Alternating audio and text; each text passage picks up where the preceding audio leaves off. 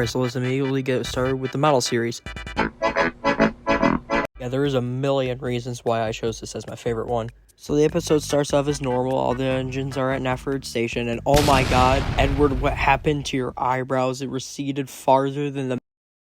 But because the train's too heavy for him, he can't start off. Goran goes ahead and rants with Edward like usual, a little bit more fighting with the engines, and then Edward actually starts off. Then we go through a bunch of filler content, which doesn't really matter too much of the story, and we finally get to the real part of the episode.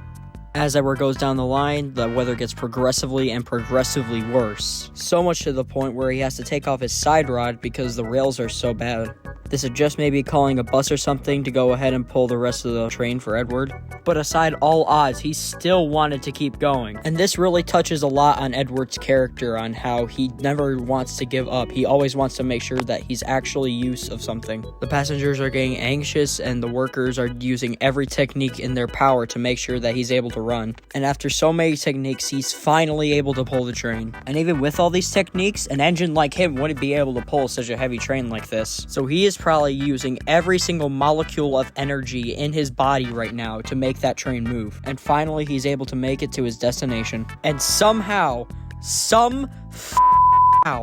this fat idiot is still able to be mad at him. But the passengers go ahead and thank Edward and his drivers for getting them there. So Chopper Matt sends him to his shed, and that's how the episode ends. I'm not surprised that they had to add some filler content just to make the episode a bit longer, but for cutting out the extra content, it honestly makes it such a short episode. But that actually kind of helps it because it's such a short episode, yet you're still able to make such a great story out of it. If I had to rate this episode, it would probably be a 9.2 out of 10. It would have been a 10 out of 10 if they just made like the episode a bit longer or something, or if they added more scenery.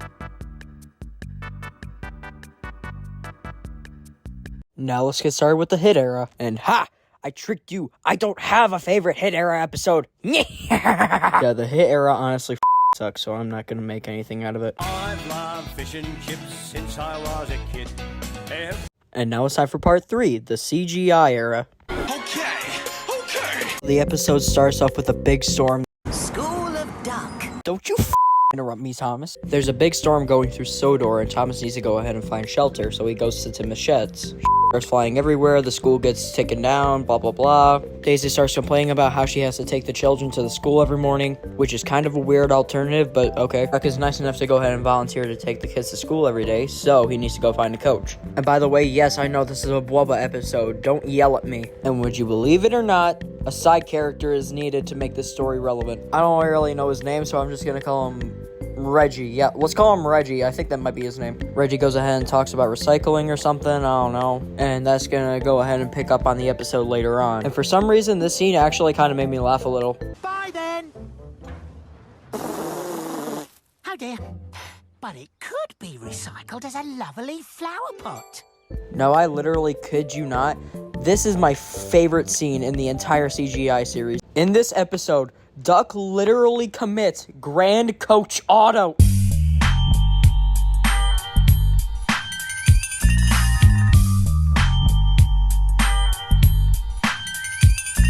Welcome to San Andreas, Duck. We're very proud of you. But scratch that! Because now he's going around and asking for coaches like a little bitch instead of just taking them! We were this close to getting Nuck!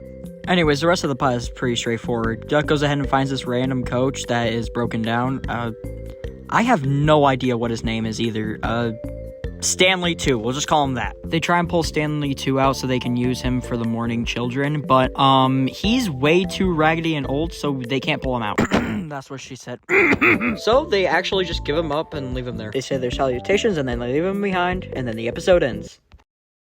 But then, after another stupid dream sequence song that they always have in Bwubba, Daisy talks to Duck about some stuff and then mentions the breakdown crane, which, how did Duck not think of that before? Like, come on, seriously. You use that for every single problem and crash. Why would it be any different with a broke down coach? So they go ahead and bring the breakdown crane to him. All is happy and they get saved or whatnot.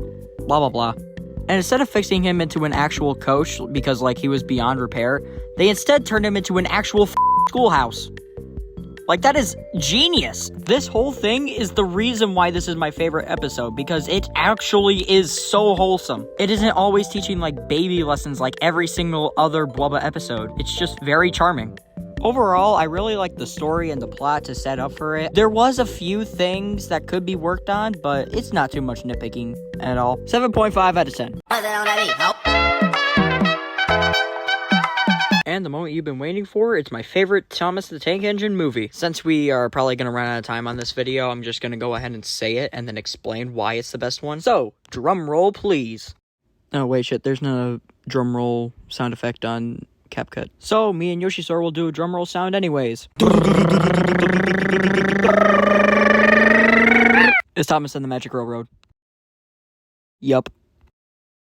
Anyways, thanks, Yoshisaur. No problem, my guy. Yes, you heard me right, folks. This shit show of a movie is actually my favorite one. At least, you guys call it a shit show. I call it a fucking masterpiece. This whole movie is nostalgic to so much of my childhood, from Signing Time Station all the way to the classic series of the style and aesthetic and everything. It's just very, very nostalgic for me to go back to. But I'm not just rating it off of the best as, like, from my nostalgia and everything. This was and still will be a generally good movie for the whole family. Except probably for your middle-aged fathers, because they like to play Candy Crush and fishing games on their phones. Now, because I don't want to get copyrighted or I don't want to spoil any of the plot, I want you guys to go ahead and watch it. It's probably free on, like, a lot of stuff. Go ahead and watch it. It's really good. I'm giving it a 10 out of 10. I don't give a fuck what y'all say. This is your shining time. And that about wraps up the end of the video. I had a really fun time making this list, and a big shout out to Yoshisaur for helping me make this video and everything. He recently hit 400 subscribers, and it'd be really great if we could get into 500. I will be making more videos like this in the future, but it takes a while to go ahead and make. But just trust me, there will be a lot more videos like this, and I cannot wait to make them. Anyways, have a wonderful day, and I guess I'll see y'all in the next video. Goodbye.